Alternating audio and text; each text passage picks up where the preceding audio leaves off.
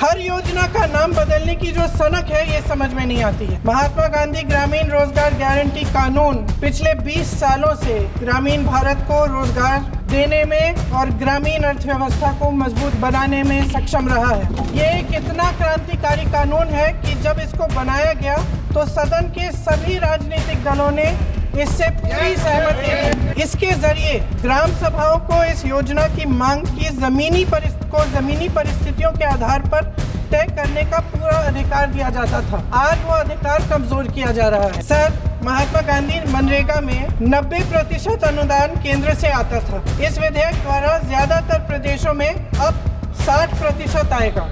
इसको घटाया गया है। सर, इससे प्रदेशों की अर्थव्यवस्था पर बहुत भार होगी और खास तौर से ये वे प्रदेश जिनकी अर्थव्यवस्था पहले से ही केंद्र की ओर से जीएसटी के बकाये के इंतजार में है। आदरणीय अध्यक्ष महोदय जी, मैं नियम 72(1) के तहत इस विधेयक को पुनर्स्थापित करने पर अपनी सख्त आपत्ति दर्ज करना चाहती हूँ।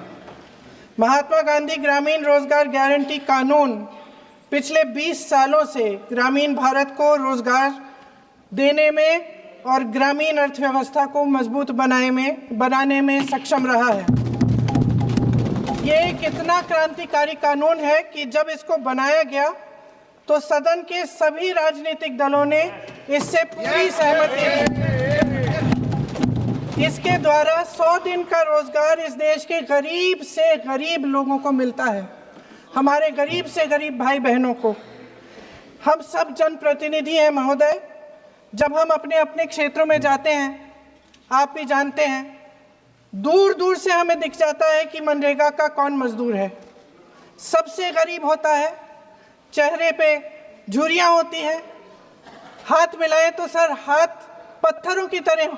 हाँ सर, मैं कर रही हूँ, पहुँच रही हूँ, हाँ मुझे पहुँचने दीजिए। नहीं, 1 मिनट लूँगी, मुझे पहुँचने दीजिए। सर, उनके हाथ पत्थरों की तरह कठोर होते हैं क्योंकि इतनी मजदूरी करते हैं। तो सर, मेरा जो इस बिल पर ऑब्जेक्शन है, सर ये जो कानून है इसके तहत हमारे गरीब भाई बहनों को जो रोजगार की कानूनी गारंटी मिलती है, जो अधिकार मिलता है, वह इस योजना में मांग के आधार पर संचालित होता है। मतलब जहाँ जहाँ रोजगार की मांग है वहाँ इस योजना द्वारा 100 दिनों का रोजगार अनिवार्य है, देना अनिवार्य है। इसके साथ साथ केंद्र से इसके लिए जो पूंजी जाती है वो भी मांग पर आधारित होती है। यानी कि इस योजना के लिए जितने पैसे जहाँ भेजने हैं, कितने भेजने हैं, वह जमीनी परिस्थितियों पर आधारित होता है और मांग के आधार पर निर्धारित होता है। सर, इस विधेयक की अनुसूची 1 में उपनियम 4(1) और 4(2) द्वारा केंद्र को इजाज़त दी गई है कि वह पहले से ही निर्धारित कर लें कि कितनी पूंजी कहाँ भेजी जाएगी। इससे संविधान के 73वें संविधान संशोधन को नज़रअंदाज किया जा रहा है। सर महोदय, इसके जरिए ग्राम सभाओं को इस योजना की मांग की जमीनी परिस्थितियों के आधार पर तय करने का पूरा अधिकार दिया जाता था। आज वो अधिकार कमजोर किया जा रहा है। सर, आखिर बात है, 1 मिनट, जब आप इस पे पूरी डिटेल चर्चा हो तो आप डिटेल बोलना। इस पे आपकी पार्टी शुरुआत है सर, अभी एक शुरुआत है।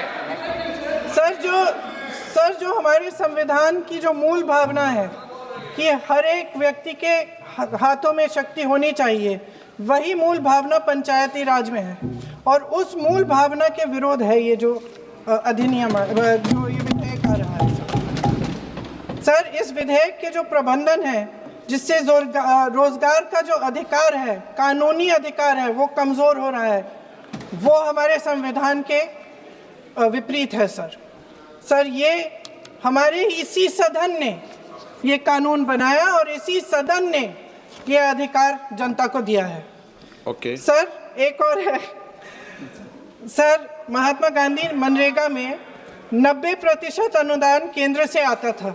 इस विधेयक द्वारा ज्यादातर प्रदेशों में अब 60% आएगा। इसको घटाया गया है। ओके। सर, इससे प्रदेशों की अर्थव्यवस्था पर बहुत भार होगी और खास तौर से ये वे प्रदेश जिनकी अर्थव्यवस्था पहले से ही केंद्र की ओर से जीएसटी के बकाये के इंतजार में है। ओके, माननीय सदस्य।